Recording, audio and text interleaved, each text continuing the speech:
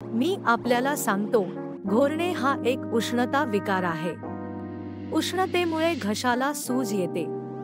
पडजीभ ही जिभेच्या मागच्या बाजूला वरच्या बाजूने लोंबणारी, वरची बाजू 4 ते 5 मिमी जाडीची व लांबी सुमारे 2 सेंमी व खालची बाजू टोकदार अशी साधारणतः त्रिकोणी आकाराची स्नायूंची बनलेली असते। ज्यावेळी जीभ हात घेऊन असा आवाज करतो तेव्हा इतर माणसांना ही पडजीभ नीट दिसते। तिच्या लोंबणाऱ्या टोकाला सूज येते, त्यामुळे तिची लांबी वाढते व ती झोपेत श्वसनमार्गात अडथळा निर्माण करते। त्यामुळे प्रत्येक उच्छ्वासाचे वेळी ती कंप पावते। त्यामुळे होणाऱ्या आवाजाला आपण घोरणे असे म्हणतो।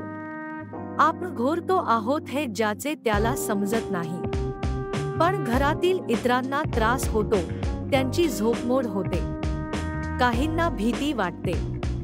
त्यामुळे कुटुंबियांकडून तक्रार आल्यास व्यक्तीने लगेच उपचार सुरू करावे। अंगठ्याच्या टोकाला थोडी हळदपूड घेऊन तोंड उघडून त्यावेळी अंगठा तोंडात ठेवून ती हळदीची पूड पडजिभेला लावावी। हे काम दिवसातून 2-3 वेळा करावे। हळद जंतुनाशक व सूजनाशक असल्याने हळद लावण्याचा फायदा होतो।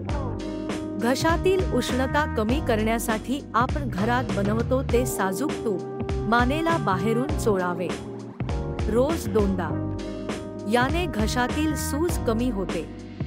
प्राणायामातील कपालभाती करण्याने अनेक फायदे होतात, त्याने सर्व श्वसन संस्था निरोगी राहते। उशीन घेता झोपायची सवय करावी।